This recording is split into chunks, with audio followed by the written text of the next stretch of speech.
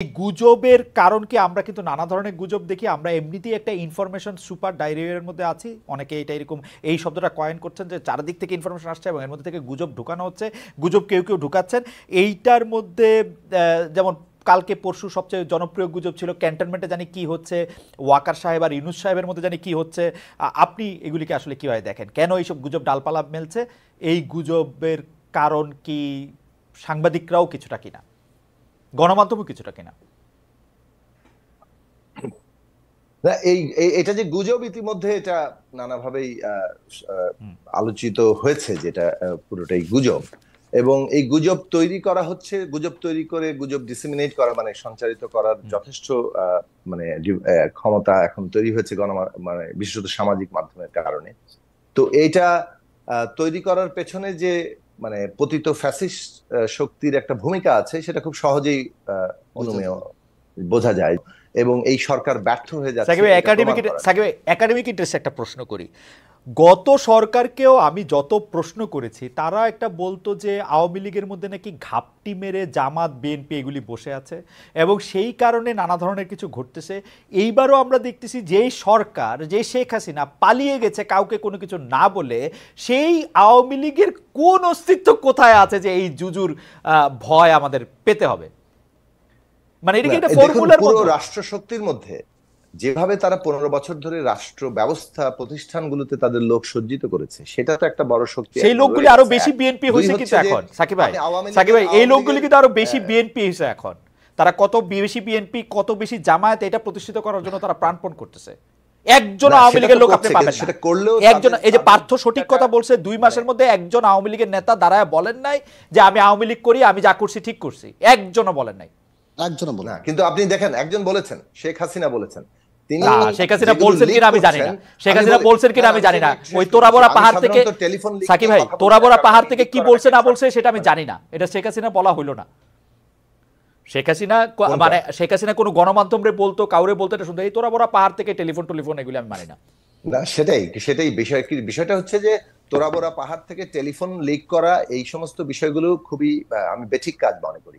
কিন্তু শেখ হাসিনার উপরে যেহেতু এক ধরনের কথা বলার, প্রকাশ্যে মানে আনুষ্ঠানিকভাবে কথা বলার একটা বাধা আছে, সে কারণে তিনি টেলিফোন লিকের এই ব্যবস্থাটা গ্রহণ করেছেন তার বক্তব্য প্রচার করার জন্য। সেটা খুব পরিষ্কারভাবে বোঝা যাচ্ছে। উনার কথা কে শুনতে চায় সাকিব ভাই? বাংলাদেশে কি উনি একমাত্র আওয়ামী লীগ? উনার কথা কে শুনতে চায়? উনি চলে গেছে। কাজ করতে চাইছেন মানে সহজ ভাবার কিছু নেই বাংলাদেশে। আপনারা এটাকে কঠিন ভাবতেছেন। আওয়ামী লীগের যে সেটআপ, সেটাকে খুব দুর্বল ভাবার কিছু নেই।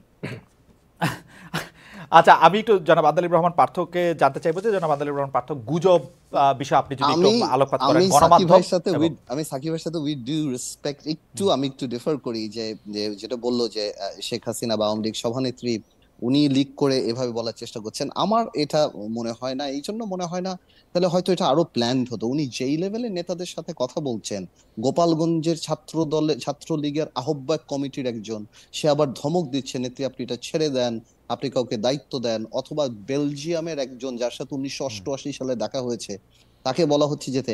এতে কিন্তু বরং আওয়ামী লীগের দুর্বলতাই বেশি প্রমাণ পায় শক্তির চেয়ে।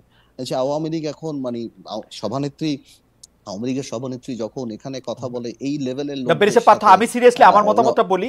আমার এখানে মতামত বলা দরকার, কিন্তু আমার এখনো এটা বিশ্বাস হয় না এটা মানে এটা এআই দিয়ে করা না, এটা অন্যভাবে করা, এখনো এটা বিশ্বাস হয় না। ঠিক আছে, এনিওয়েজ গুজব ছড়ানো এবং গণমাধ্যমের সাথে গুজবের কোনো সম্পর্ক ছড়ায় যখন একটা সরকার ফার্মলি এস্টাবলিশ থাকে না, এবং বিরোধী যারা থাকে, গুজবটা যারা ছড়ায়, তারা যখন মনে করে যে না, এই সরকারকে গুজব দিয়ে আরো উইক করে দেওয়া যাবে। এখন এটা দিস ইজ অন এয়ার, সবাই জানে যে এই সরকারটার সাথে রাজনীতিবিদদের সম্পৃক্ততা কেমন। স্পেশালি আর্মি চিফ যখন বলেছেন যে 18 মাসে নির্বাচন, তখন অনেকে খুব রিয়াকশন দিয়েছেন যে না, এটা না, মানে আর্মি বলতেই পারে এই সরকার, আর্মির একটা বিরাট ভূমিকা ছিল। আমি যেটা সবসময় বলি যে আর্মির ভূমিকা ছাড়া এই সরকার ওই স্বপ্নও দেখতে পারতো না। আমাদের যে অপোজিট পক্ষ, আপনি যেটা বললেন যে আওয়ামী লীগের নেতা নাই, বাট গুজব করার নিশ্চয় অনেক লোক আছে। আপনি এটা ভুলে গেলে হবে না, আওয়ামী লীগের কাছে একটা বড় ভোট ব্যাংক আছে, 10 থেকে 15%। একটা বড় ভোট ব্যাংক আছে। কেন আর করবে? কিন্তু যাই হোক, আমরা ওই আলোচনা না যাই, আওয়ামী লীগ নিয়ে আরেকদিন কথা বলবো না।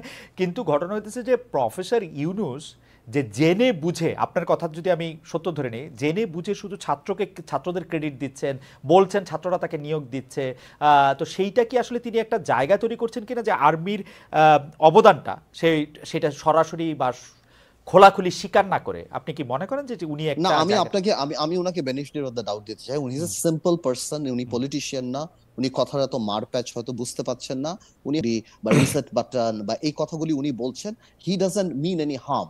আমি এটা মনে করি যে উনি কাউকে কষ্ট দিতে, কাউকে ছোট, কিন্তু আমরা যেহেতু রাজনীতিবিদের জায়গা থেকে দেখি, আমরা যখন মূল্যায়ন করি আমাদের এখানে ছাড় দেওয়ার কোনো সুযোগ নেই, যার কারণে এই কথাগুলি নিয়ে সবাই বলে আসছে। বিকজ কেউ যদি মাস্টার মাইন্ড হয় তাহলে আমরা মাস্টার ব্রেইন, যেখান থেকে মাস্টার মাইন্ড বের হয়েছে, because we have been working for this for last 15-20 years, এই পলিটিশিয়ানরা। আমি তাই বলার চেষ্টা করছি, I want to give mister Yunus the benefit of the doubt, যে উনি সরল মনেই হয়তো বলছেন, উনি পলিটিশিয়ান না, কথার মারপ্যাচ হয়তো উনি অত এক্সপার্ট না, এই কারণেই বলছে। এটার মধ্যে আমি কোনো কুট বা কাউকে ছোট করা বা কারোটা দেখছি না, বাট পুরো সিচুয়েশনটা আমি বলছি যে গভর্নমেন্টের একটা স্পোকসম্যান থাকা উচিত এবং কথা বলার সময় হোমওয়ার্ক থাকা উচিত।